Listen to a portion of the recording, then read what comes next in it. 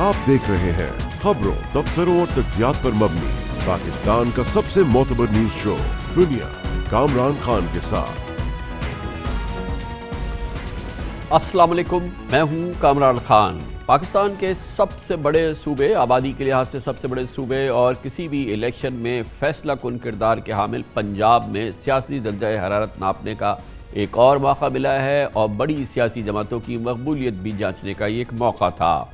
ये था पंजाब के खानेवाल में ज़िमनी इलेक्शन, जहां पर मुस्लिम लीग नून ने एक बार फिर मैदान मारा और कल खानेवाल के हल्के PP 206 में नून लीग के उम्मीदवार राणा मोहम्मद सलीम ने गैर हतमी गैर सरकारी नताइज के मुताबिक 47,649 वोट लेके तहरीक इंसाफ PTI की नौरीन निशात को 13,619 वोटों से शिकस्त दी। नौरीन निशात को 34,000 वोट मिले।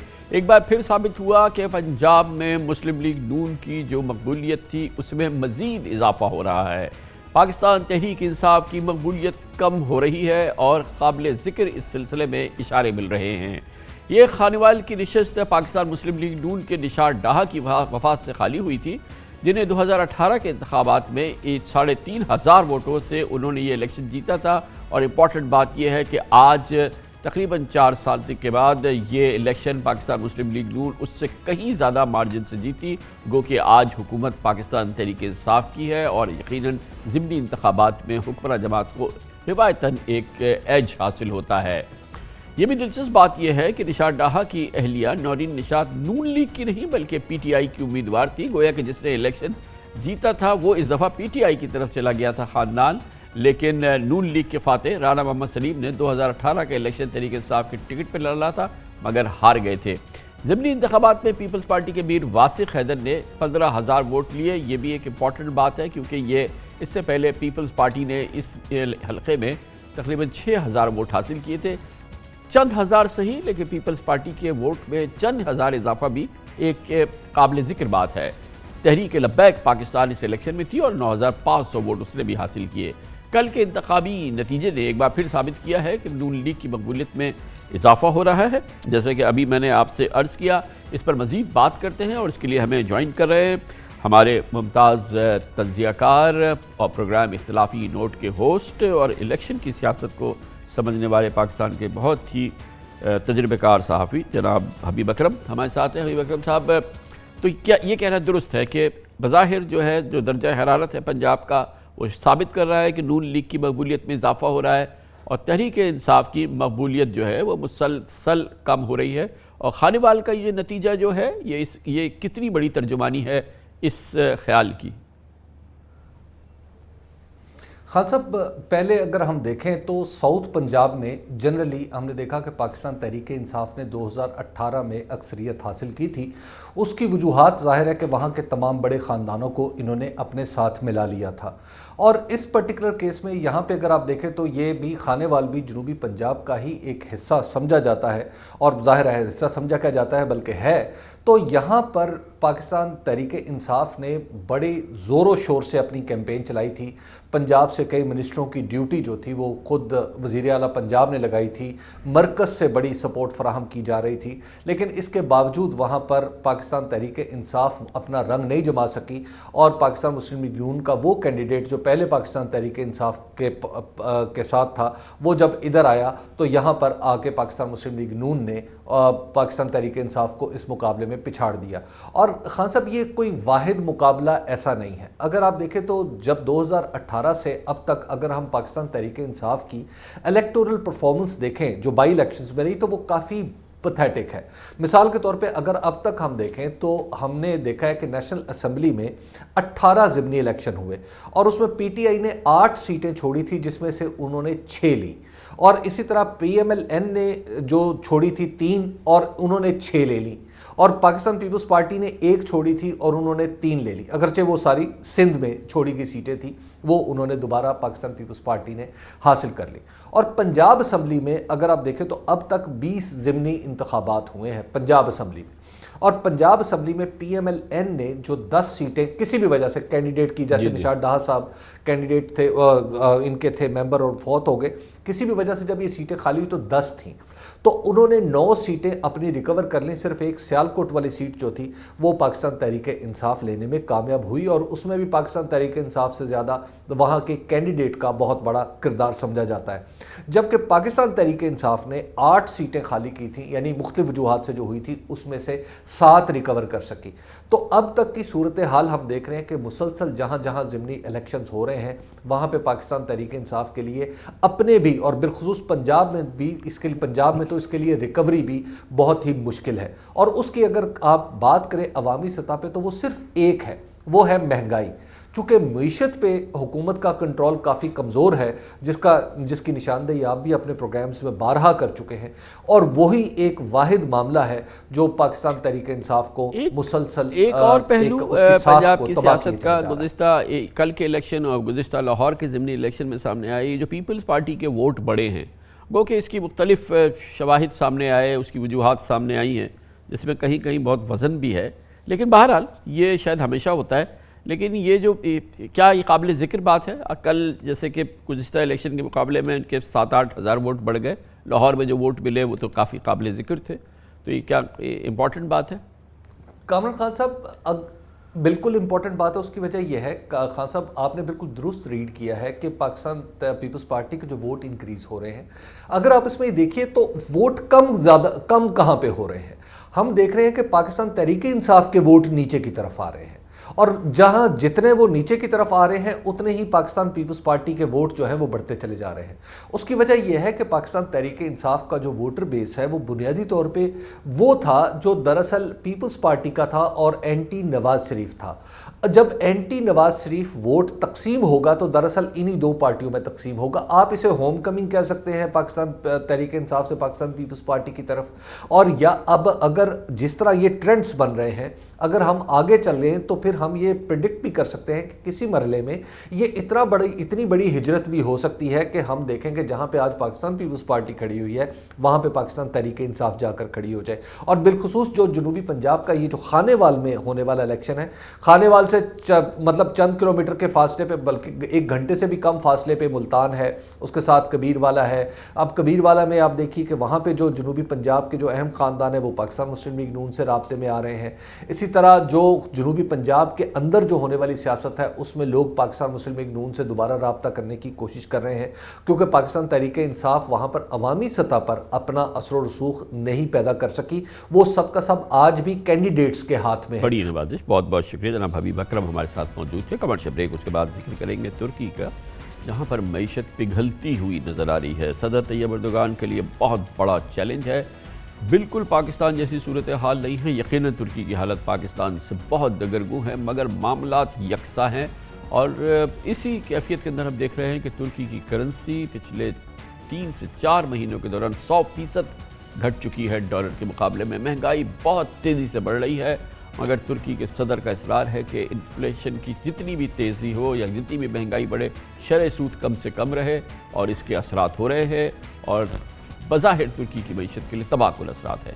इसकी बात करते हैं छोटे से वक्त के बाद। 8.5 करोड़ आबादी वाला मुल्क तुर्की की मईशत इस वक्त एक तबाहकुल सूरत हाल के दहाने पर नज़र आती है। तुर्क करेंसी डॉलर के मुकाबले में ज़वी बोस हुई है और दूसरी जानिब महंगाई की शरह आसमान से बातें कर रही है।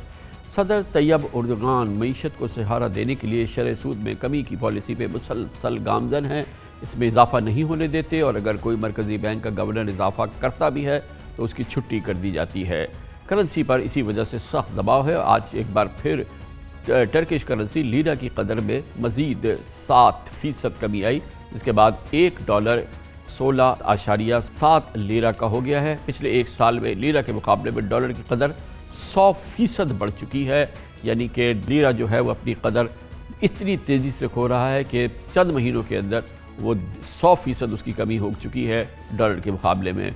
इस वक्त उभरती हुई मार्केट्स में सबसे ख़राब कारकर्दगी का मुजाहरा करने वाली करेंसी लीरा ही है, और लीरा की कदर में कमी पर काबू पाने के लिए तुर्की के सेंट्रल बैंक ने गुज़िस्ता 2 हफ्तों के दौरान 4 मरतबा मुदाखलत भी की।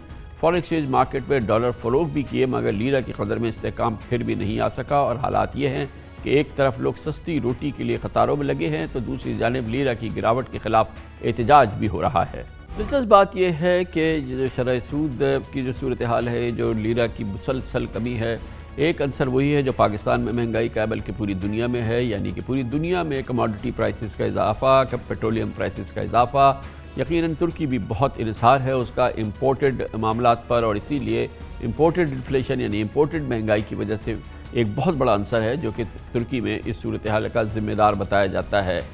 مہنگائی پر قابو پانے کے لیے جتنی بھی کوشش ہو رہی ہے وہ کم سے کم ہوتی ہے، اس سے فائدہ نہیں ہو رہا۔ اسی دوران حکومت کی کوششوں کے باوجود کہ شرح مہنگائی کم رہے، اب بھی وہ 21% سے تجاوز کر چکی ہے۔ ماہرین کو خدشہ ہے کہ اگلے سال یہ شاید 30% تک جا پہنچے۔ عوام کو مہنگائی سے پہلے ہی اس وقت سخت پریشان ہے۔ ترکی کے عوام اتنے پریشان اس سے پہلے حالیہ سالوں میں نہیں دیکھے گئے۔ صدر اردگان نے حالیہ دنوں میں عوام کے لیے کم سے کم تنخواہ میں 50% بھی اضافہ کر دیا ہے، مگر وہ شرح سود کے لیے نہیں بڑھنے دیتے۔ ان کا کہنا ہے کہ ہائی انٹرسٹ ریٹ دراصل مہنگائی میں مزید اضافہ کرتے ہیں۔ یہی وجہ ہے کہ صدر اردگان کے زیر اثر سینٹرل بینک نے ستمبر سے اب تک شرح سود میں 5% کمی کی، جس کے بعد سپٹمبر میں جو شرح سود 19% تھی آج 14% ہے۔ اپوزیشن جماعتیں صدر اردگان کی معاشی پالیسی سے بالکل متفق نہیں ہیں۔ ترک معیشت کے تیزی سے بگڑتے ہوئے حالات ترکی کے مرد اہن یعنی صدر طیب اردگان کی مقبولیت میں بھی تیزی سے اس کو گرا رہے ہیں، ان کو غیر مقبول بنا رہے ہیں۔ 2023 میں ترکی میں الیکشن ہونے والے ہیں، لیکن صدر اردگان اب بھی پر امید ہے کہ وہ حالات پر جلد قابو پائیں گے۔ اس کا ایک تجزیہ حاصل کرتے ہیں اور اس کے لیے سنگاپور جائیں گے، جہاں ہمارے ساتھ موجود ہے شان سعید جو چیف اکانومسٹ ہے انٹرنیشنل کوالٹی انویسٹمنٹ کے، جو کہ سوئٹزرلینڈ بیسڈ انویسٹمنٹ فرم ہے۔ بہت بہت شکریہ شان سعید صاحب۔ آپ بتائیے گا کہ ترکی میں ویسے یہ حالات پہلی بار نہیں ہوئے، معیشت ہچکولے کھاتی رہی ہے، مگر صدر طیب اردگان کے تحت یہ ہم نے کم دیکھا ہے۔ کتنا آپ کو لگتا ہے کہ یہ ایک دور رس بحران ہے جو کہ جس کی کہ کاسٹ بہت ہیوی ہوگی، یا جیسے کہ طیب اردگان صاحب کہہ رہے ہیں کہ وہ اس پہ قابو پائیں گے، تو اس کے امکانات ہیں؟ کامران صاحب اس وقت جو لگ رہا ہے وہ امکانات بہت کم لگ رہے ہیں، کیونکہ جو پالیسی رسک ہے جو پریزیڈنٹ اردوگان نے لیے ہیں وہ بڑے ڈینجرس ہیں، اور اس سے جو انویسٹرز کا سینٹیمنٹ ہے وہ بہت زیادہ ویک ہو گیا ہے، اور انویسٹرز جو ہیں وہ اس وقت ٹرکی وہ چھوڑ کے جا رہے ہیں۔ جیسے آپ نے پروگرام کے شروع میں کہا کہ ٹرکش لیرا نے ڈالر کے اگینسٹ 100% اپنی ویلیو کھو دی ہے، اور سپٹمبر سے ٹرکش لیرا کی ویلیو جو ہے 47% ڈاؤن ہے۔ تو جب آپ کے لوکل انویسٹرز میں کانفیڈنس نہیں ہوگا تو اسی وجہ سے انٹرنیشنل انویسٹرز میں بھی کانفیڈنس نہیں ہوگا۔ تو میرے خیال ہے گوئنگ فارورڈ مجھے چیلنجز اور نظر آ رہے ہیں۔ اکانومی جو ہے اسی طرح ڈیپ ریسیشن میں چلتی جائے گی، اور پریزیڈنٹ اردوگان کی جو ان آرتھوڈاکس مانیٹری پالیسیز ہیں اس کے ٹرکی کو کافی نقصان پہنچے گا، اور آلریڈی ہم نے دیکھا ہے کہ جو لیونگ سٹینڈرڈ ہے لوگوں کا وہ گرتا جا رہا ہے۔ مہنگائی جو ہے 21% ہے، جو شرح سود ہے وہ 14% تو ہے، لیکن شان سعید صاحب اس میں کتنا رول ہے اس انفلیشن کا جو ساری دنیا دیکھ رہی ہے، جس میں سر فہرست ہے پیٹرولیم پروڈکٹس ہیں، پھر کموڈٹی پرائسز ہیں، پھر سپلائی چین ڈسرپشنز ہیں، پھر بہت سارے کلیدی مسائل، اس سے پوری دنیا اس کا سامنا کر رہی ہے۔ وہ کتنی ریلیٹڈ ہے ٹرکش معاملات میں، اور گو کہ شاید ان کا کرنٹ اکاؤنٹ ڈیفیسٹ اتنا خطرناک نہیں ہے جتنا کہ دوسرے ملکوں کا، یا مثال کے طور پر پاکستان کا ہے، لیکن یہ امپورٹنٹ انفلیشن کتنی ذمہ دار ہے ترکی کے بحران کی؟ کامران صاحب یہ پارشلی رسپانسبل ہے پوری دنیا میں انفلیشن، اور ہم اسی ایرا میں جا رہے ہیں 1970s میں جب سٹیگفلیشن آیا تھا۔ سٹیگفلیشن کیا ہوتا ہے؟ جب آپ کا انفلیشن جو ہے وہ ہائی ہوتا ہے اور آپ کی گروتھ جو ہے وہ لوور ہوتی ہے، تو پوری دنیا میں سٹیگفلیشن آئے گا۔ کچھ ٹرکی کی اپنی پرابلمز تھیں 2018-2019 میں شروع ہو گئی تھیں پینڈیمک سے پہلے، وہ بڑھتی گئیں، پینڈیمک نے اس کو اور ڈیپ کر دیا۔ تو جو پوری دنیا میں اس وقت مہنگائی ہے وہ پارشلی کچھ کنٹریز کی وجہ ہے جس میں ٹرکی ہے، اور زیادہ جو ہے وہ پوری دنیا میں جو مہنگائی کا جو آیا ہوا طوفان، اس سے پوری دنیا لپیٹ میں آئے گی۔ تو میرے خیال ہے 50% پوری دنیا سے ہے، اور 50% ٹرکی کی جو اپنی اکنامک پرابلمز ہیں جنہوں نے غلط پالیسی اڈاپٹ کی جس کی وجہ سے ہوا ہے۔ مثال کے طور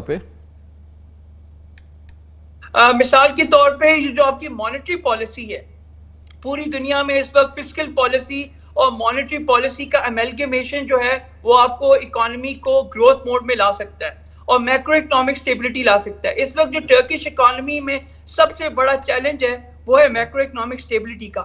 मैक्रो इकोनॉमिक स्टेबिलिटी ना होने की वजह से आपकी मॉनेटरी पॉलिसी जो है वो बहुत ज़्यादा प्रेशर में है।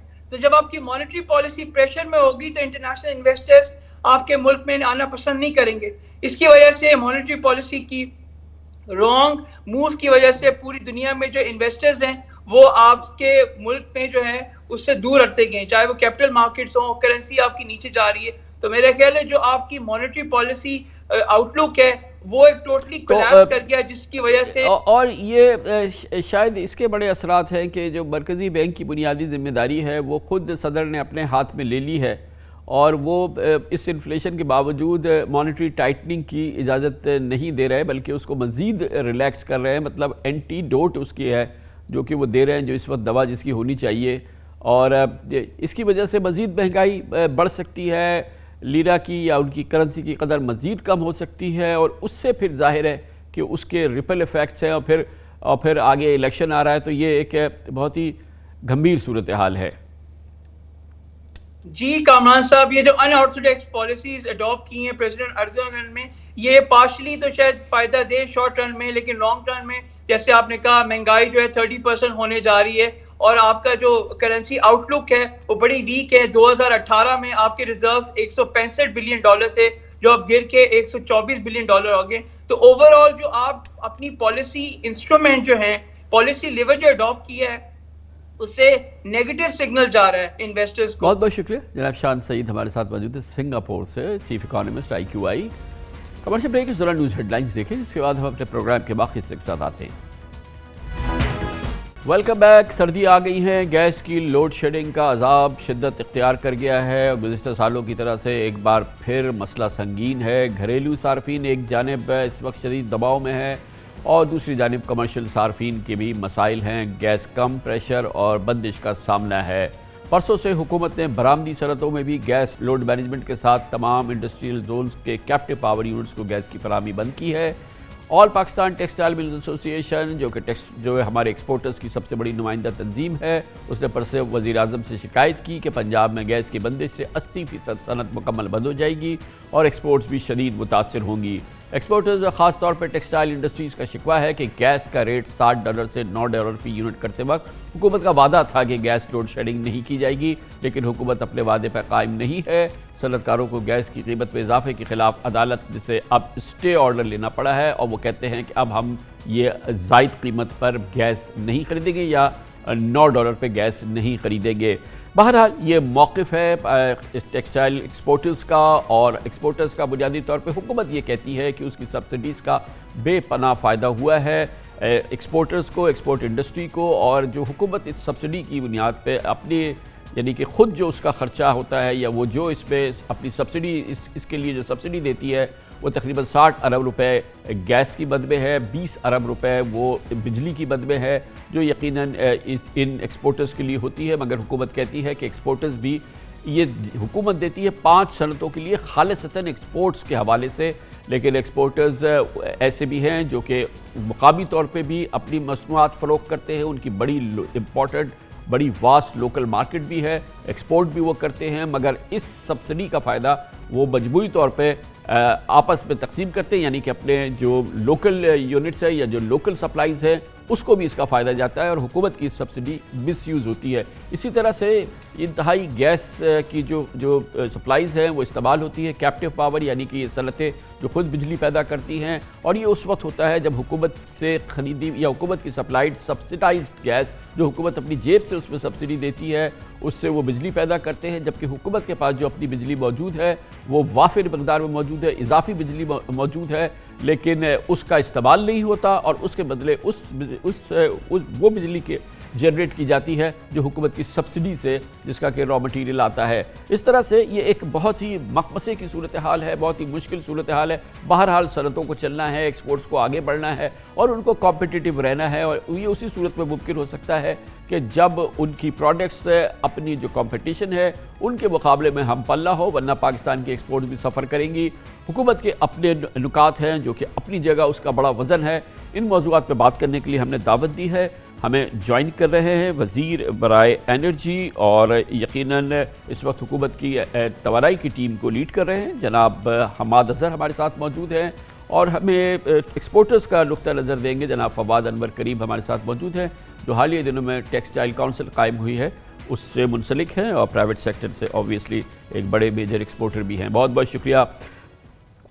سب سے پہلے حماد اظہر صاحب یہ بتائیے گا کہ پس منظر پورا سن لیا میری پوری گفتگو میں, بظاہر ایسے ہی لگتا ہے کہ شکایات جو ہماری انڈسٹری ہے جو ہمارے ایکسپورٹرز ہیں ان کے بڑھتے جا رہے ہیں اور ان کا خیال یہی ہے کہ حکومت اپنی بات سے مکر گئی ہے جیسے کہ ابھی میں نے آپ کو بتایا, اور پھر اس کے علاوہ یہ کہ جس کے بعد اب انہوں نے کورٹ سے اسٹے آرڈر لے لیا ہے.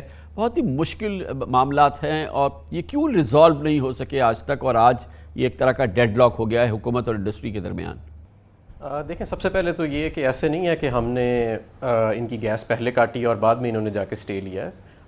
ہم نے ان کا گیس کی قیمت, کیونکہ ان کو امپورٹڈ گیس سپلائی ہوتی ہے پنجاب سائڈ پہ, وہ $6.5 سے جب ہم نے $9 پہ کی تو وہ اس وقت ان کو گیس کی سپلائی جا رہی تھی اور پھر انہوں نے جا کے اسٹے لے لیا کورٹ سے کہ بھئی ہم $6.5 پہ ہی رہیں گے, اور کورٹ کا اسٹے آرڈر ہے اس میں ہمیں 3 دن دیے گئے کہ تمام بلوں کو درست کیا جائے, اور $9 کے تمام بل جو ہیں وہ $6.5. جب یہ آپ کے ساتھ ایگریمنٹ ہوا تھا یا جب آپ کے ساتھ یہ پلیج ہوا تھا اس کے بعد وہ سپلائیز ان انٹرپٹڈ نہیں رہی جس کے بیسس پہ پھر وہ گئے کورٹ میں اور انہوں نے اسٹے لیا, یہ ان کا کنٹینشن ہے. نہیں, یہ ایسی بالکل غلط بات ہے. جس دن انہوں نے اسٹے لیا اس وقت تک ان انٹرپٹڈ سپلائیز تھیں, اور میں آپ کو یہ بھی بتا دوں کہ یہ جو سپلائی جاتی ہے یہ سوئی ناردرن گیس کمپنی یا منسٹر کی منشا پہ نہیں جاتی, یہ ایک کیبنٹ کا پرائیورٹی آرڈر ہے جس کے اوپر یہ گیس جاتی ہے. میں آپ کو یہ بھی بتاتا چلوں کہ جو پروسیس گیس ہے یعنی کپڑا بنانے کے لیے جو گیس استعمال ہوتی ہے وہ آج بھی ان انٹرپٹڈ جا رہی ہے. سوئی ناردرن گیس سپلائی کمپنی میں ایکسپورٹ اور نان ایکسپورٹ اور ساری صنعت ملا کے جو پروسیس استعمال کرتی ہے وہ 2300 کے قریب ہے, جس میں سے 1870 صنعت کو آج بھی میں نے چیک کیا ان کو بلا تعطل گیس کی فراہمی جاری ہے. ہاں, ہم نے کاٹا ان کو ہے جو کیپٹیو پلانٹس ہیں, یعنی کہ جو اس حکومت کی امپورٹڈ گیس جس پہ حکومت 60 ارب روپیہ سالانہ خرچ کر کے اس کو سستی کرتی ہے, اس کو انہوں نے استعمال کیا تھا نہ صرف کپڑا بنانے کے لیے بلکہ انہوں نے اس سے بجلی بنانا شروع کر دی تھی. اور ہمارا ان کے ساتھ ایک بائی دا وے فروری 2020 میں معاہدہ ہوا تھا, اور وہ معاہدہ میری موجودگی میں ہوا تھا گورنر سرور صاحب کی سربراہی میں کہ جون 2020 تک یہ سبسڈی جاری رہے گی, اس کے بعد یہ ختم ہو جائے گی. لیکن آپ کے سامنے ہے 1.5 سال بعد بھی بہرحال یہ ڈیمانڈ کر رہے ہیں کہ ہمیں $6.5 پہ ہی گیس جو ہے وہ دی جائے. تو اس وقت ہمارا ایک کیبنٹ کا پرائیورٹی آرڈر ہے, پروسیس گیس جو ہے اس کو ہم پرائیورٹائز کر رہے ہیں, اور جو کیپٹیو گیس ہے یعنی وہ گیس جو بجلی بنانے کے لیے استعمال ہوتی ہے اس کو ہم نے کٹ کیا. لیکن میں اس کے ساتھ یہ بھی بتا دوں کہ اس کا مطلب یہ نہیں کہ یہ بند ہو جائیں گے. دوسری طرف ان میں سے اکثریت کے پاس 90% کے پاس 9 سینٹس کا ٹیرف اور بجلی کے کنیکشنز موجود ہیں, اور یہ بھی میں نے آج فیسکو سے اور لیسکو سے چیک کیا کہ اکثریت ان میں سے آلریڈی پاور کنیکشنز کے اوپر اپنی ملز جو ہیں وہ چلا رہے ہیں. جو بجلی کی بندش کی آپ نے بات کی وہ فیصل آباد کے صرف 4 گریڈز ہیں جو اسموگ کی وجہ سے افیکٹڈ تھے, اور وہ چند گھنٹوں میں ان کی بجلی بحال ہو جائے گی. بہرحال وہ آج ڈسرپشن آیا ہے وہاں پہ. اچھا فواد صاحب آپ یہ بتائیے گا ٹیکسٹائل کاؤنسل اور آپ کو تو آپ لوگ زیادہ یہاں سندھ میں ہیں, یقیناً اس پرابلم کا بڑا جو ایک پریشر ہے وہ پنجاب کے اندر ہے, مگر آپ لوگوں کو بھی اطمینان نہیں ہے. آپ کے لیے بھی ایک مسائل ہیں, آپ بھی کہتے ہیں کہ آپ کے لیے بھی سروائیول مشکل ہو رہا ہے, تو آپ بتائیے کہ وہ کیا مسائل ہیں جو کہ آپ کے خیال میں حکومت حل کر سکتی ہے اس نے نہیں کیے. السلام علیکم, شکریہ کامران صاحب. کامران صاحب, پہلے اویلیبلٹی آف بجلی یا گیس اور پرائسنگ 2 ایسپیکٹس ہیں جنہیں ہمیں دیکھنے کی ضرورت ہے.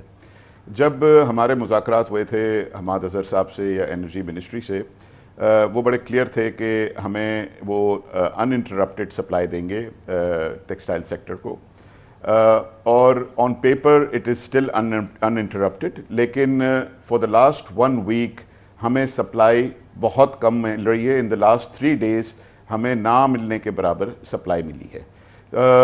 اگر ہم بات کرتے ہیں سوئی سدن سے تو وہ کہتے ہیں کہ پیچھے سے ہمیں پریشر نہیں آ رہا, پیچھے سے سپلائی نہیں آ رہی, اس وجہ سے ہم کچھ نہیں کر سکتے. کافی ایریاز جو کراچی میں ہیں وہ ٹوٹلی بند ہیں, ان کو بالکل بھی گیس کی کسی قسم کی فراہمی نہیں ہو رہی ہے, اور کچھ ایریاز ہیں ان کو انٹرپشن سے مل رہی ہے, یعنی کہ 2 گھنٹے گیس آتی ہے, 4 گھنٹے نہیں آتی ہے. کوئی بھی انڈسٹری اس ماحول میں کام نہیں کر سکتی ہے. تو جب تک, اور دوسرا میں بتاؤں کہ ایکسپورٹ کے آرڈرز جو ہوتے ہیں وہ ٹائم پہ اگر نہیں جاتے تو وہ آرڈرز کینسل ہو جاتے ہیں, وہ ایکسپورٹ کو पाकिस्तान की एक्सपोर्ट को बहुत बुरी तरह से हर्ट करेंगे। सेकेंडली, जो प्राइसिंग की बात कर रहे हैं हमाद साहब, पहली बात तो हमें देखने की ज़रूरत है कि हमारी इंडिजीनियस गैस की प्राइस जो है आज सिंध में 840 रुपये है। अगर आप देखें तो इनको जो प्राइस मिलती है इंडिजीनियस गैस की वो अबाउट 600 रुपये की मिलती है, और जिसको वो हमें 840 रुपये की दे रहे हैं। कराची में LNG $9 पे बिल्कुल भी फराहम नहीं की गई है। कराची में आज भी जो गैस LNG गैस है वो 2500 रुपये पे फराहम हो रही है, जिस पे कोई इंडस्ट्री चल ही नहीं सकती। इट्स एब्सोल्युटली नॉट फीजिबल कि किसी इंडस्ट्री को कोई भी काम कर सकता हो। तो पहली बात तो ये है कि इन्होंने डिस्क्रिमिनेशन कर दी है कि सिंध में इन्होंने $9 जो ऑफ कोर्स $6.5 थी उसको $9 किया गया। कराची में ना कभी इन्होंने $6.5 पे इन्होंने LNG दी है, ना $9 पे दी है।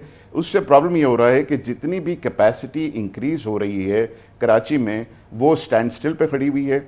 वो जो हमने टर्फ पे लोन्स ली थी वो लोन्स रीपे करने के मसले आएंगे, एम्प्लॉयमेंट्स के मसले शुरू हो जाएंगे। हाँ, वो 10 साल की लोन है लेकिन वापस तो देनी है, वो किस तरह से देंगे अगर तो वो कंपनीज है ना। नहीं चलेंगी। हमारे साहब बेसिक बात ये है कि एक तो ये आपने देखा कि बहुत ही स्पेसिफिक मसाइल हैं जो फवाद साहब ने जिक्र किए हैं, और दूसरी बात ये है कि परहैप्स मेन चीज़ ये है कि हमारे पास जो डिमांड है उतनी हमारे पास सप्लाई नहीं है, और जाहिर है कि हमारे जो अपने नेचुरल गैस के रिजर्व्स हैं वो तो डिप्लीट कर रहे हैं, वो तो एक फोरगोन कंक्लूजन है।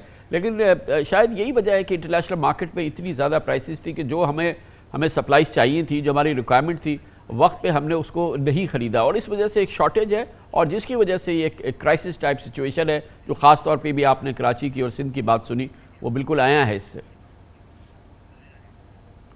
सबसे पहले तो दोनों को फ़र्क करें। जो फवाद साहब ने बात की है वो सिंध के हवाले से की है, और जो मैंने गुफ्तगू की थी वो पंजाब के हवाले से की थी। तो अब मैं फवाद साहब का जवाब देने सिंध पे आ जाता हूँ। दरअसल जो फवाद साहब ने बात की है उसका जवाब भी उन्हीं की बात में है। उन्होंने कहा कि भी हमें गैस की सप्लाई नहीं आ रही और LNG हम इस्तेमाल नहीं कर सकते क्योंकि वो कई गुना महंगी है लोकल गैस है। बिल्कुल यही दुरुस्त बात है। इनको जाती है सिस्टम गैस, जो कुदरती जो हमारी गैस फील्ड्स हैं पाकिस्तान के अंदर जो मौजूद हैं वहाँ से निकलती है। हमारी जो लोकल गैस फील्ड्स हैं वो 9% सालाना के हिसाब से डिप्लीट हो रही हैं, और जो कानून में प्रायोरिटी ऑर्डर है वो डोमेस्टिक का नंबर 1 है, और फिर एक्सपोर्ट सेक्टर का है, और उसके बाद फिर नीचे जनरल इंडस्ट्री आती है। बदकिस्मती से या जो भी हम कह लें, लेकिन आज हमें सिंध हाई कोर्ट का एक स्टे भी मिला है। हम अमूमन विंटर्स में जब गैस की बंदिश करनी होती है तो हम नॉन एक्सपोर्ट इंडस्ट्री से गैस लेके सिंध में हम एक्सपोर्ट इंडस्ट्री को देते हैं, लेकिन सिंध हाई कोर्ट का आज स्टे आ गया है जहां उन्होंने हमें जनरल इंडस्ट्री को कट ऑफ करने से रोक दिया है। तो अब इस स्टे की मौजूदगी में हमारे लिए तो मुमकिन नहीं है, क्योंकि वो देखें ना, वो तो एक फाइनाइट रिसोर्स है, वो एक मिकदार में गैस मौजूद है। तो हम वो ऐसे नहीं हो सकता कि हम जनरल इंडस्ट्री को भी देते रहें और हम इनको भी देते रहें। जाहिर है कि हमें किसी से लेके वही इनको देनी पड़ेगी, और वो एक प्रायोरिटी ऑर्डर जो है वो हुकूमत का सेट है, और हुकूमत उस कानून के मुताबिक, उस प्रायोरिटी ऑर्डर के मुताबिक उस महदूद गैस को रैशन करती है। तो फवाद साहब, ये तो फिर जाहिर है कि ये आपके इंटरनल मामला है ना, कि जो नॉन एक्सपोर्टिंग इंडस्ट्री है उसको भी गैस चाहिए, और जाहिर है कि एक्सपोर्ट्स को तो चाहिए ही चाहिए, और फिर जो सप्लाईज़ हैं, जो गवर्नमेंट के पास अवेलेबिलिटी है, जो उसका रिजर्वायर है, उसमें वो गुंजाइश ही नहीं है। तो ये तो आपके इंटरनल का मामला भी लग रहा है कि वहाँ इसको सॉर्ट आउट करना चाहिए। कामरान भाई देखें, आई मीन एक्सपोर्ट इंडस्ट्री अगर प्रायोरिटी पे है तो ये गवर्नमेंट का काम है कि वो प्रायोरिटाइज़ करे और उसको पहले गैस दे। सेकेंडली, जो सबसे बड़ा इश्यू जो है वो है हमारे क्रॉस सब्सिडी का। अगर अब हम कहते हैं कि हम टेक्सटाइल को किसी किस्म की मराद दे रहे हैं गैस के सिलसिले में या सब्सिडी दे रहे हैं, पहले तो ये नोशन बिल्कुल गलत है। ये बात समझने की ज़रूरत है कि हम सबसे सस्ती गैस डोमेस्टिक को दे रहे हैं, ठीक है, डोमेस्टिक की ज़रूरत है, और फिर हम गैस सस्ती दे रहे हैं वो फर्टिलाइज़र को दे रहे हैं। अगर आप फर्टिलाइज़र्स की गैस को यहाँ पे आप डाइवर्ट कर देते हैं और फर्टिलाइज़र को आप इंपोर्ट पे ले जाते हैं, सारी इंडस्ट्री आपकी ऑनलाइन आ सकती है। अगर गवर्नमेंट को सब्सिडाइज़ करना है अगर नॉर्मल आदमी को या आपके मैसेस को, वो सब्सिडी ज़रूर दें, लेकिन क्रॉस सब्सिडी का कोई इसमें वो नहीं मिलता। उसके लिए एक इनको अलग बजट रखना चाहिए और उसको सब्सिडी देनी चाहिए। अगर आप टेक्सटाइल एक्सपोर्ट को सब्सिडाइज कहते हैं तो वो सब्सिडी बिल्कुल भी नहीं है, वो आप बेसिकली क्रॉस सब्सिडी कर रहे हैं। सेकेंडली, अगर आप एक्सपोर्ट करना चाहते हैं तो आपको उस रेट पे एक्सपोर्ट करने की ज़रूरत है जिस पे other countries are exporting, specially your neighbouring countries जो बांग्लादेश और इंडिया हैं। बांग्लादेश का रेट अगर $4.3 है और इंडिया का रेट $4.35 है, हाउ डू यू एक्सपेक्ट कि हम $9 पे compete कर सकते हैं उनको? हमें बड़ा क्लियर होना पड़ेगा कि अगर, and I think it is very clear in the minds of a lot of people in the government, कि पाकिस्तान का सेवियर और short term saviour and long term saviour सिर्फ और सिर्फ एक्सपोर्ट है, और अगर एक्सपोर्ट को अगर इनको प्रायोरिटाइज करना है तो they should be very clear है तो हमारा सब लॉजिकल बात। एक सतरी बात बड़ी इंपॉर्टेंट है कि अगर इंडिया $4.5 पे और बांग्लादेश से वट एवर साहब $6.25 पे $5 पे गैस दे रहा है, तो जाहिर है कि वो प्रोडक्ट जो है वो उनकी हमारे से कम्पीट नहीं, हम उससे कम्पीट नहीं कर सकते, तो फिर जाहिर है कि हम ये हमारे सबसे मेजर कंपटीशन है, तो फिर हम कैसे आगे निकलें? तो इस पर क्या जवाब देंगे आप?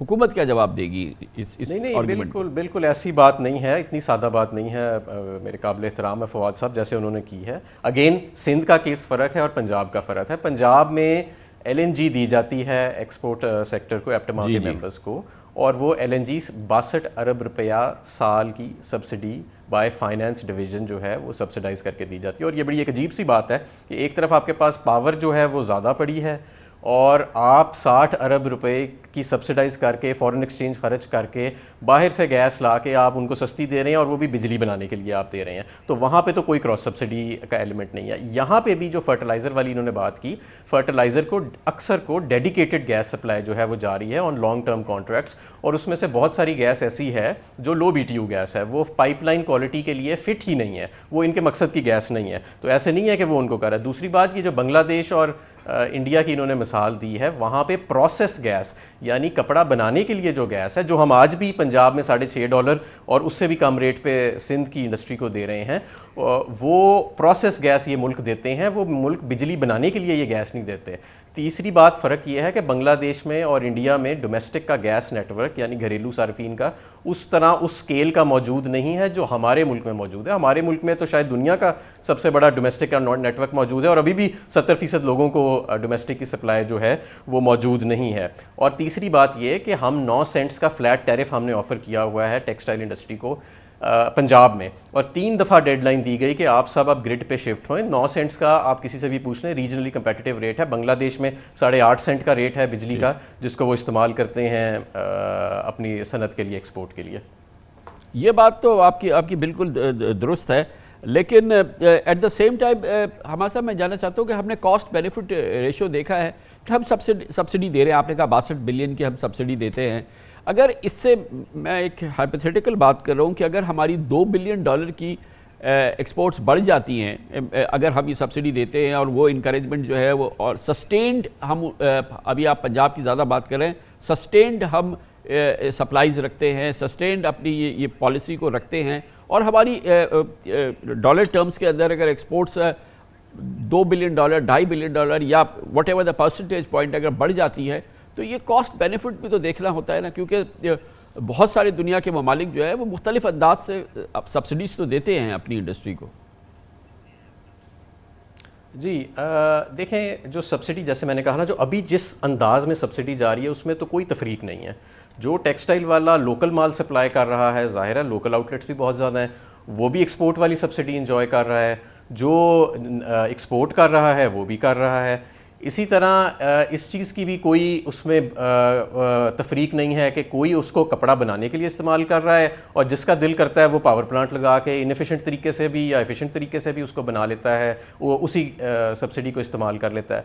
हमने लंदन स्कूल ऑफ इकनॉमिक्स और यूनिवर्सिटी ऑफ शिकागो और IFC की मुआवनत से पिछले साल एक स्टडी कराई और उन्हें डेटा हमने दिखाया कि ये जो गैस की सब्सिडी जा रही है, क्या इसका कोई एक्सपोर्ट्स के ऊपर पॉजिटिव इम्पैक्ट जा रहा है। तो उस स्टडी में तो कंक्लूसिव ये फाइंड थी कि इसका उस एक्सपोर्ट के साथ जो कॉजैलिटी है वो नहीं, यानी कि इसको एक्सपोर्ट को इससे कोई ख़ास मुआवनत नहीं मिल रही, क्योंकि ज़ाहिर है कि इसके अंदर तफरीक ही नहीं है। नॉन एक्सपोर्टर भी शामिल है, एक्सपोर्टर भी शामिल है, इसके अंदर जो बिजली बना रहा है इस सस्ती गैस से जिसके हम 62 अरब की हम सब्सिडाइज़ कर रहे हैं वो भी शामिल है, जो प्रोसेस गैस के लिए इस्तेमाल कर रहा है वो भी उसके अंदर शामिल है। तो इसको हमें टारगेटेड करना पड़ेगा ओनली टूवर्ड्स द एक्सपोर्टर, और हमें इसको एक डिस्पैशनेट तरीके से इसका एनालिसिस करके इसको फाइनेंशियली सस्टेनेबल हुकूमत के लिए भी बनाना पड़ेगा। तो फवाद साहब, जो चीज़ आपको एक्सपोर्ट के लिए मिल रही है सब्सिडाइज, वो प्रॉपर एक्सपोर्ट के लिए होनी चाहिए, लोकल मार्केट में आपकी प्रोडक्ट्स के लिए वो इस्तेमाल ना हो। दूसरी चीज़ ये कि ये मुल्क जिसके पास इतनी एक्सेस बिजली है, जिसके पास इतनी एक्सेस बिजली है اور اتنی مہنگی گیس وہ دے آپ کو اور آپ اس سے بجلی بنانا شروع کریں تو یہ تو ایک ظلم ہے. اس سے کم تو یہ کوئی بات ہی نہیں ہے. جو ایکسپورٹ کے لیے آپ کو سبسڈی مل رہی ہے اس کو پراپر ایکسپورٹ کے لیے استعمال کریں, اور جو گیس آپ کو گیس کو اس کے لیے استعمال کریں, نہ کہ بجلی بنانے کے لیے. ذرا یہ تو دیکھیں کہ ہمارے ملک کا اس وقت حال کیا ہے. اتنی سبسڈائز گیس آپ کو دیں اور آپ اس سے بجلی بنا لیں, اور پھر ہماری جو بجلی ہے وہ ایسی ہی پڑی رہے. آپ کو ہم سبسڈی دیں کہ آپ ایکسپورٹس بڑھائیں, آپ اس سے جو ہیں اپنے ظاہر ہے آپ کے پلانٹس ہیں, آپ کی پروڈکشنز ہیں, آپ کی ساری ہے, وہ آپ کی آدھی جو ہے وہ لوکل انڈسٹری کو چلی جائے, لوکل مارکیٹس میں چلی جائے, تو یہ تو مس یوز ہے. کامران صاحب, پہلے تو یہ سبسڈی نہیں ہے ٹیکسٹائل کی, یہ کراس سبسڈی ہے, اور اس کی وجہ سے ٹیکسٹائل آپ کو نظر آتا ہے کہ سبسڈائزڈ ہے, نمبر 1. نمبر 2, حماد صاحب نے ایک ایکسرسائز شروع کی تھی, and I think that was a good exercise, کہ انہوں نے ہمارے آڈٹ کروانے شروع کیے تھے کہ آپ کے اگر آپ کی بجلی بنانے کی جو مشینز ہیں یا جو انجنز ہیں وہ اگر انیفیشینٹ ہیں تو ان کو ہم گیس سپلائی نہیں کریں گے. آئی بلیو کہ ٹیکسٹائل میں اتنے ایفیشینٹ انجنز لگے ہوئے ہیں کہ جو گورنمنٹ کے پاس انجنز ہیں یا ٹیکسٹائلز کے پاس اتنی اب ٹربائنز بھی ہو گئی ہیں کہ they are far more efficient than what government is making the energy at. So government ضرور وہ آڈٹ کروائے اور ان لوگوں کو دیکھے کہ جو ایفیشینٹلی وہ کرتے ہیں. I totally agree, if it's an expensive resource اس کو ایفیشینٹلی یوز کرنا چاہیے. آپ اس کی ایفیشنسی آپ مانیٹر کروائیں, آپ اس کا آڈٹ کروائیں, اور اگر ایفیشینٹ ہیں انجنس تو ان کو ڈیفینیٹلی آپ کو دینا ہوگا. Secondly, it is very difficult to discriminate کہ آپ اس کو الگ کیسے کر سکتے ہیں, کیونکہ وہی کچھ فیکٹریز ہوتی ہیں جو لوکل بھی دے رہی ہوتی ہیں اور کچھ ایکسپورٹس پہ بھی دے رہی ہوتی ہیں. لوکل پہ آپ ٹیکسز چارج کر رہے ہوتے ہیں, آپ سیلز ٹیکس چارج کر رہے ہوتے ہیں, there are other forms of taxes جو آپ لوکل پہ لے رہے ہوتے ہیں, وہ آپ کو اس کو آف سیٹ کر رہے ہوتے ہیں, and there are other ways to offset those cost as well, جو آپ ایزیلی کر سکتے ہیں. تو there is a mechanism which can be followed کہ آپ اس کو کس طرح ڈسکرمنیٹ کریں یا کس طرح الگ کر کے چلا سکیں. جہاں تک بجلی کا تعلق ہے, اور اسپیشلی سندھ کا تعلق اور کراچی کا تعلق ہے, کے ای کی کیپیسٹی نہیں ہے ٹو گیو اس uninterrupted supply and a stable supply. جی ہمارا صاحب, کوئکلی اگر آپ رسپونڈ کر سکیں جو ابھی فواد صاحب نے بات کی ہے, کوئکلی, ریل کوئک. جی دیکھیں جی, سب سے پہلے تو یہ کہ بالکل ایسے نہیں ہے کہ حکومت کے جو ایل این جی کے پلانٹس ہیں وہ کوئی کم ایفیشنسی کے ہیں, وہ ان سے زیادہ ایفیشنسی کے ہیں. وہ 60% ایفیشنسی کے ہمارے پلانٹس ہیں, اور وہ $6.5 نہیں دیتے سوئی کمپنیوں کو, وہ پورا $12 یا فل پرائس ایل این جی کی پے کرتے ہیں. اور جو ان کے کیپٹیو پلانٹس کا آڈٹ ہم نے کرانے کی کوشش کی تھی, اس پہ بھی ان کے ممبران نے جا کے اسٹے لے لیا تھا.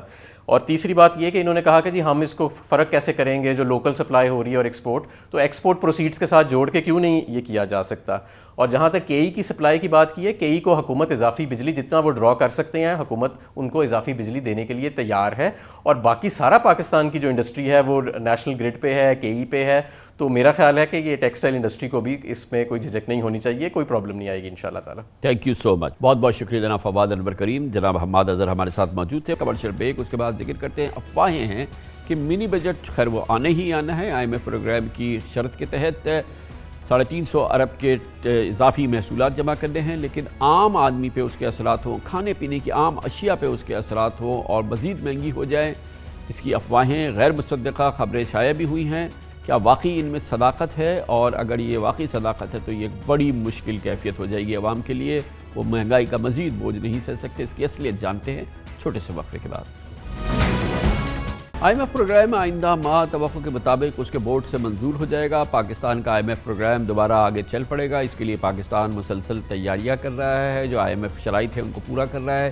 اسی کے تحت خبریں یہ ہیں کہ پاکستان کو اس مالی سال میں مزید 350 ارب روپے کا اضافہ کرنا ہے اپنے محصولات میں, اور یہ اسی وقت ممکن ہوگا کہ جب مختلف اشیاء میں جو ٹیکس کی چھوٹ ہے انہیں ختم کر دیا جائے, اور ایسی معاملات, ایسی اشیاء جن میں کہ سیلز ٹیکس نہیں ہے اس میں سیلز ٹیکس 17.5% عائد کیا جائے.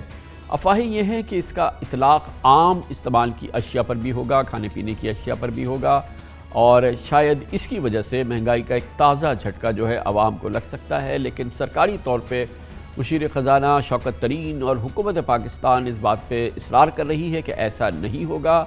جو IMF کے پروگرام کے تحت مزید 350 ارب کے محصولات بڑھانے ہیں اس کا اطلاق عام آدمی پر نہیں ہوگا, کھانے پینے کی عام اشیاء پر بھی نہیں ہوگا.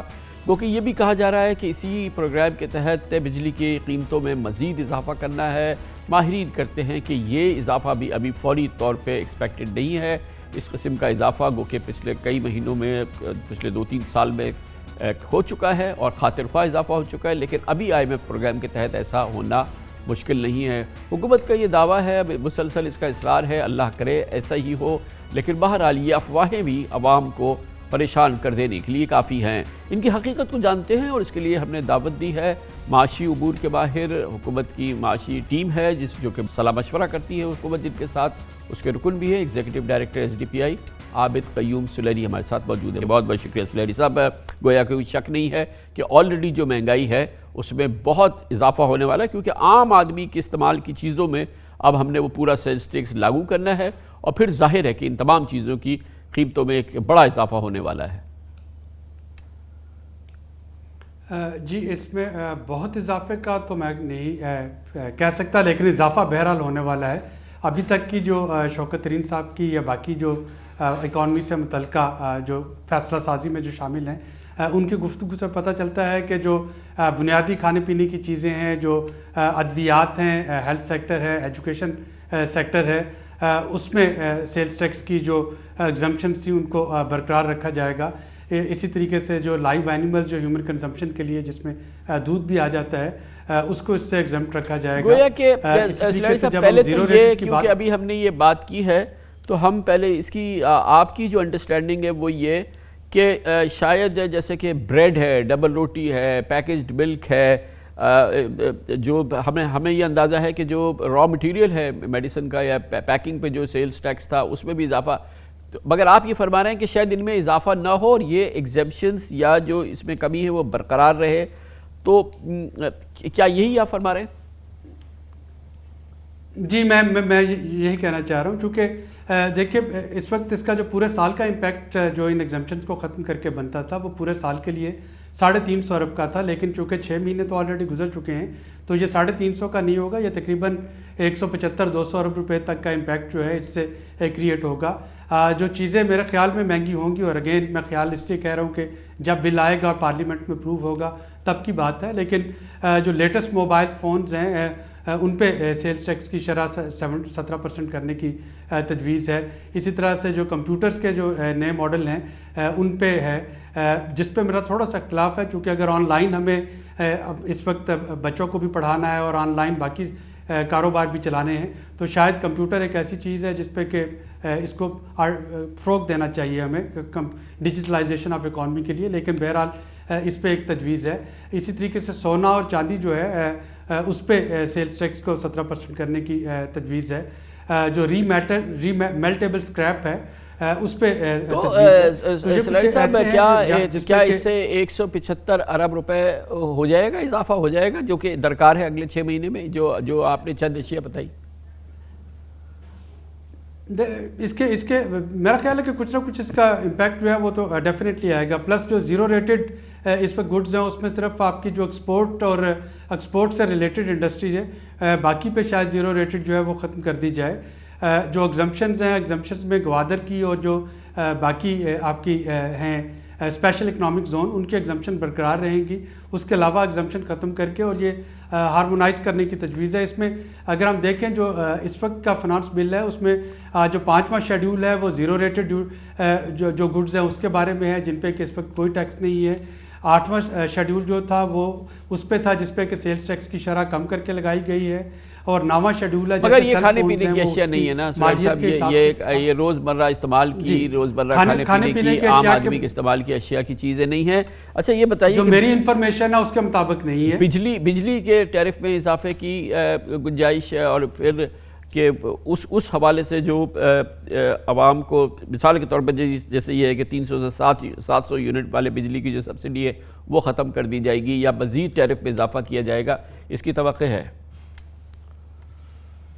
देखिए एनर्जी में जो है इस वक्त energy circular debt management plan revise किया जा रहा है, क्योंकि अगर आपको याद हो तो बहुत से पावर प्लांट्स ऐसे हैं जिनकी इंडेक्सिंग जो है वो डॉलर्स में है, कि उनको जो प्रॉफिट था वो डॉलर्स में देना है।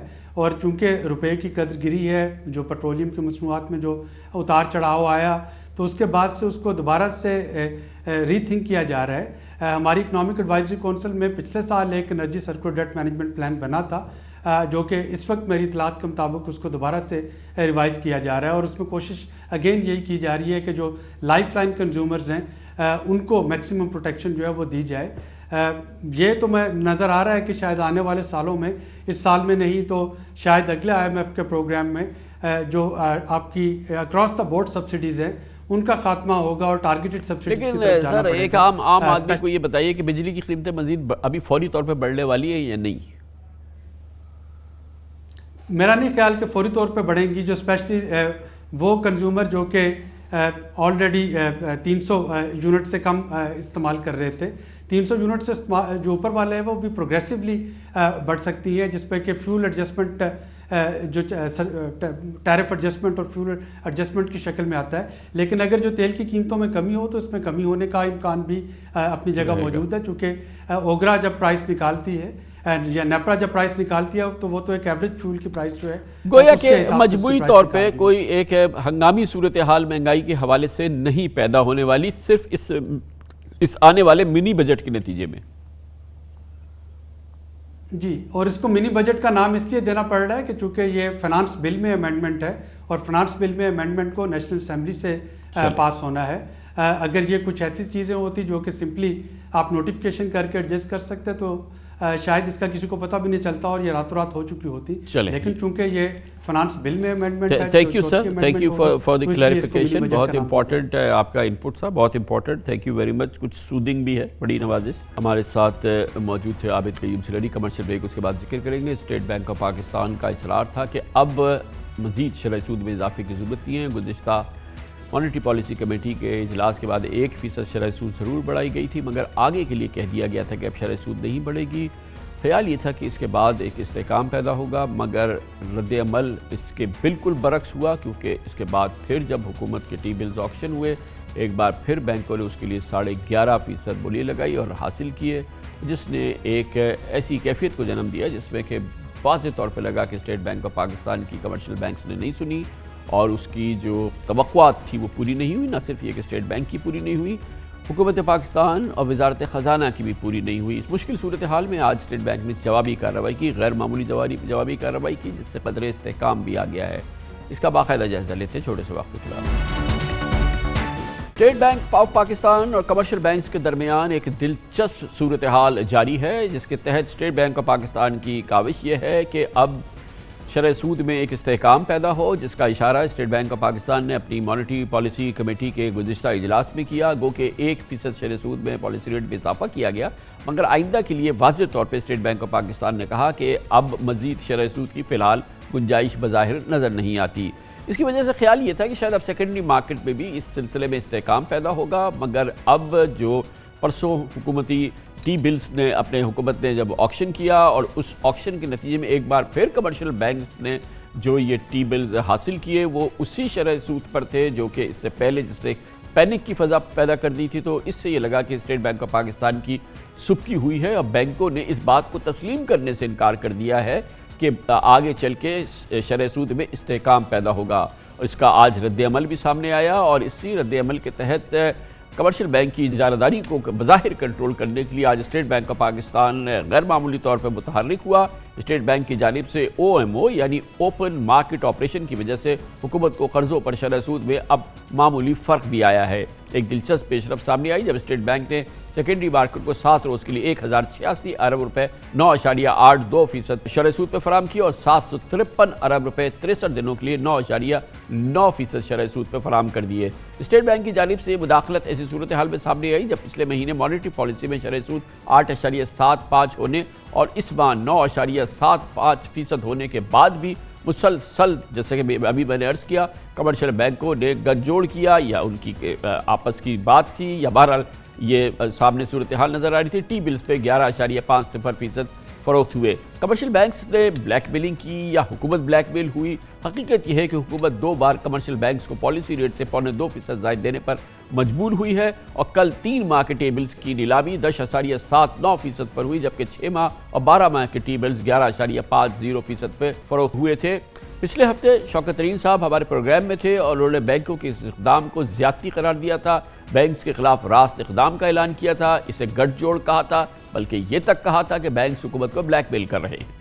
جب ہم گئے ٹی بل اٹھانے کے لیے ہمیں تو اٹھانے پڑتے ہیں کیونکہ ظاہر ہے اب تو ہم اسٹیٹ بینک سے لے نہیں سکتے. تو انہوں نے ہمیں ایک مصیبت میں ڈال دیا کہ بھائی جو 3 مہینے کا ریٹ ہے وہ 10.75 ہے. اس کا مطلب ہے وہ پالیسی ریٹ سے بھی ڈسکاؤنٹ ریٹ سے بھی 2% زیادہ. 6 مہینے کا بھی انہوں نے اس سے بھی 75 بیسس پوائنٹ اوپر کر دیا. لیکن سمجھے یہ کہ اس کو انہوں نے ایک قسم سے بینکس نے ایک مینوپولیشن کی کہ جناب کہ یہ ہم 2% جو ہے اس کو اوپر دے دیا. ہم نے جو تھوڑا سا بہت اٹھانا تھا وہ اٹھا دیا, بٹ یہ چلے گا نہیں. یہ میں نے پھر گورنر اسٹیٹ بینک کو کہا کہ یہ بینکس نے کیا ہے. تو آئی تھنک یو ول سی کہ اس میں کریکشن ہوگی. یہ تو انہوں نے ایک طرح سے بلیک میل کیا ہے گورنمنٹ کو, اور یہ 11.5% بالکل کیا ہے. بینکوں نے یہ کیا ہے, بالکل کیا ہے. ریاست کیوں خاموش بیٹھی؟ بالکل کیا ہے, اور بینکوں کے ساتھ ہماری اس چیز پہ بات ہو رہی ہے. انشاءاللہ ہم بات کریں گے ان سے اور ان کو یہ سمجھائیں گے کہ اس قسم کی جو حرکتیں کرنا ہے نا وہ نہ کریں. ہم نہیں زیادتی کرنا چاہ رہے, لیکن بینکوں کو چاہیے کہ بینکس بھی زیادتی نہ کریں. گورنر اسٹیٹ بینک ڈاکٹر رضا باقر نے 14 دسمبر کو مانیٹری پالیسی کے اعلان کے بعد ایک انٹرویو میں کہا کہ پچھلی مانیٹری پالیسی کے بعد ٹریجری بلز کی اضافی شرح سود پر فروغ پر تشویش ہے انہیں, لیکن سیکنڈری مارکیٹ میں دوبارہ ایسا ہوا تو ٹی بلز بنیادی شرح سود سے 75 بیسس پوائنٹ اضافی شرح سود پر فروخت ہوئے. لیکن یہ پیغام پہنچا نہیں, کیونکہ اس کے بعد جیسا کہ ابھی آپ کو میں نے بتایا پرسوں جب نیلامی ہوئی تو اسٹیٹ بینک آف پاکستان کو, حکومت پاکستان کو اسی صورتحال کا سامنا کرنا پڑا جو کہ جس کا کہ اسٹیٹ بینک آف پاکستان اور حکومت پاکستان کہتی تھی کہ یہ بینکوں کی ملی بھگت ہے, گٹھ جوڑ ہے, اور اب ایسا نہیں ہوگا. ایسا ہی ہوا, اور جس کے نتیجے میں ایک بار پھر کل پاکستان اسٹاک ایکسچینج کا انڈیکس 635 پوائنٹس کی اس میں کمی آ گئی, اور یقیناً سرمایہ کاروں کا اسٹیٹ بینک آف پاکستان پر اعتماد اور حکومت پاکستان پر اعتماد کچھ نہ کچھ ضرور متزلزل ہوا. لیکن آج اسٹیٹ بینک آف پاکستان نے انٹرونشن کی ہے. دیکھتے یہ ہے کہ آگے چل کے اس کا واقعی کتنا خاطر خواہ اثر ہوتا ہے. پوری صورتحال پہ بات کرنے کے لیے ہمیں جوائن کریں جناب Muhammad Sohail, chief executive officer Top Line Securities. بہت بہت ویسے تو یہ ایک بڑی ایک امبیرسنگ سچویشن تھی کہ جب سینٹرل بینک اتنے فورتھ رائٹ طریقے سے بات کر رہا ہے اور کہہ رہا ہے کہ جی کہ اب آگے ضرورت نہیں ہے, اور پھر پبلکلی کہہ رہا ہے کہ جی کہ ایسا نہیں ہوگا. پھر جو فائنانس ایڈوائزر ہے, فائنانس منسٹر ہے, وہ کہہ رہے ہیں کہ نہیں ہوگا, حکومت پاکستان کہہ رہی ہے. لیکن اس کے کچھ ہی گھنٹوں کے بعد, 48 گھنٹے کے بعد, 72 گھنٹے کے بعد جو ہے ہم نے دیکھا کہ ایک بار پھر بالکل وہی ہوا جس کا کہ اسٹیٹ بینک اور government of Pakistan finance ministry جو ہے اس کے خلاف دیوار بن کے کھڑی ہو گئی تھی. ایک بہت بڑی شکست تھی ویسے تو. بالکل آپ نے صحیح فرمایا, مگر دیکھیں کامران بھائی, اگر 3 سال میں جب انٹرسٹ ریٹ 6 سے 13% ہوں, پھر 13 سے 7% ہوں, پھر 7 سے 12% ہوں, تو یہ انسرٹنٹی رہتی ہے. اور جب پاکستان IMF کے پروگرام میں جا نہیں پا رہا یا اس میں ابھی وقت ہے, کچھ انسرٹنٹی ہیں, پلس جو انٹرنیشنل جو پرائزز چل رہی ہیں اسے یہ نہیں پتا کہ پہلے سینٹرل بینک کا انفلیشن تھا 7 سے 9, اب 9 سے 11 ہوا. کچھ لوگوں کا یہ بھی کہنا ہے جس میں بینکر بھی انشورنس ہو سکتا ہے 11-12 ہو جائے, تو یہ انسرٹنٹی بہت زیادہ تھی. دوسری جانب جو حکومت کی میچورٹیز ہیں یہ تھوڑا سا اب نارمل ہے. صرف 2 آکشن کی میچورٹی ملا کے 3000 ارب ہیں, اور اس میں انویسٹرز کو یا بینکرز کو یا جو بھی منی مارکیٹ کے پلیئرز ہیں ان کو یہ نہیں پتا کہ IMF سے معاہدے میں جو NDA, NFA اور جو ٹیکنیکل ٹارگٹس ہوتے ہیں گورنمنٹ کے وہ کیا ہیں. تو آئی تھنک اس کی وجہ سے پیچیدگی ہوئی, مگر آخرکار آج جو سینٹرل بینک نے کیا ہے وہ ایک بہت ہی صحیح ایکشن کیا ہے, اور یہ مارکیٹ کو بتا دیا ہے کہ یہ ہم پھر بھی کر سکتے ہیں. کل ہم ایک اور 60 دن کا یا 90 دن کی لینڈنگ کر سکتے ہیں. تو میرے خیال میں آج کے ایکشن کے بعد کافی حد تک اسٹیبلٹی آئے گی. اور جو گورنر صاحب کہہ رہے تھے کہ جو پالیسی ریٹ ہے اور 3 مہینے کا ریٹ ہے اس کا اسپریڈ بڑھ گیا تھا, آج بہت کم رہ گیا, یہ 30-35 بیسس پوائنٹ رہ گیا ہے. اور مجھے لگتا ہے کہ صرف آخری جو آکشن ہے دسمبر کا, اگر یہ گزر جائے تو اس کے بعد چیزیں ویسے ہی تھم جائیں گی. لیکن آپ کو لگتا ہے کہ بہرحال جو سینٹرل بینک کا ویژن ہے اس حوالے سے کہ اب یہ جو ہے یہ میچور ہو گئے ہمارے ریٹ, اور ظاہر ہے کہ جب پالیسی ریٹ یہ ہیں تو سیکنڈری مارکیٹ کو بھی اس کے ساتھ رسپونڈ کرنا چاہیے. انیشیل وہ جواب نہیں آیا, لیکن اب جو اسٹیٹ بینک نے آج پریکٹیکل رسپانس کیا ہے, اور شاید اس کو فردر اگر اسی قسم کا کوئی رسپانس آتا ہے تو پھر بہرحال وہ جو اسٹیٹ بینک کی کیا جو پروجیکشن ہے وہ صحیح ثابت ہو جائے گی. نہیں, اب دیکھیں آج کا جو ایکشن ہے وہ مارکیٹ کے لیے پہلی دفعہ ہوا ہے. اس طرح ہوتا نہیں تھا. جو OMOs ہوتے تھے وہ 3 دن کا 8 دن کا ہوتا تھا, یہ پہلی دفعہ 60-62 دن کا OMO ہے. تو یہ سگنل ضرور ہے, مگر فرینکلی اسپیکنگ کامران بھائی ابھی بھی انسرٹنٹی گئی نہیں ہے. اگر آئل یہاں سے $8-10 بڑھ جاتا ہے اور پاکستان کا امپورٹ بل جس تیزی سے بڑھ رہا ہے وہ بڑھتا ہے اور مہنگائی اور بڑھتی ہے, تو یہ انسرٹنٹی مزید آ سکتی ہے. مگر فی الحال لگتا ہے کہ یہ کچھ ہفتوں کے لیے تو یہ تھم گیا ہے. مگر میں آپ کو بتاؤں آج ایک اور بھی SPI کا نمبر آیا ہے, وہ 19.5% آیا ہے. تو یہ جو ہے انسرٹن ٹائمز ختم نہیں ہوئے ہیں، میرے خیال میں کچھ عرصہ لگے گا، اور اس کچھ عرصے میں اگر آئی ایم ایف کا ٹائملی پروگرام آ جاتا ہے اور پھر آئی ایم ایف کے ساتھ جو ڈاکیومنٹ طے پایا ہے جس میں یہ ٹارگٹس ہوتے ہیں این ڈی وغیرہ کے، اگر وہ ریلیز ہو جاتے ہیں تو میرے خیال میں جو اسٹیبلٹی آ جائے گی۔ بنیادی اس کا جو پیرامیٹر ہے وہ یہ کہ کب جا کے آئی ایم ایف کا پروگرام اس کا بورڈ اپروو کرتا ہے اور کن شرائط پہ کرتا ہے اور اس کے کیا نکات ہوتے ہیں، وہ کیا ڈاکیومنٹ ہے جو government of Pakistan I M F کے بورڈ کے ساتھ اگری کرتا ہے۔ پھر یہ انسرٹنٹی کے جو کئی ہفتے جو مسلسل کئی مہینے گزر رہے ہیں، شاید وہاں سے ہم کسی ایک استحکام کے پیریڈ میں داخل ہوں۔ بالکل کامران بھائی، یہی کی پوائنٹ ہے، چاہے وہ منی مارکیٹ ہو، چاہے وہ اسٹاک مارکیٹ ہو یا کرنسی مارکیٹ ہو، اس تینوں مارکیٹس میں استحکام جب آئے گا، جب آئی ایم ایف کا ایگریمنٹ ہوگا اور وہ جو میمورینڈم ہے جس میں ٹارگٹس ہوتے ہیں فارن ایکسچینج کے، ٹیکس کے، این ڈی ایس کے، وہ ریلیز ہوں گے تو یہ آٹومیٹکلی آ جائے گا۔ جب تک یہ نہیں ہوگا یا جتنا ڈیلے ہوگا، حکومت، سینٹرل بینک جو بھی کر لے، یہ انسرٹنٹی کچھ حد تک تو مارکیٹس میں باقی رہے گی۔ بہت بہت شکریہ، بہت شکریہ جناب محمد سہیل ہمارے ساتھ موجود تھے۔ ساتھ ہی ہمارے آج کے پروگرام کا اختتام ہوتا ہے۔ سیٹرڈے سنڈے کی ہفتہ وار تعطیل کے بعد پیر کو انشاءاللہ آپ سے پھر ملاقات ہوگی۔ پیر تک کے لیے کامران خان کو اجازت، اللہ حافظ۔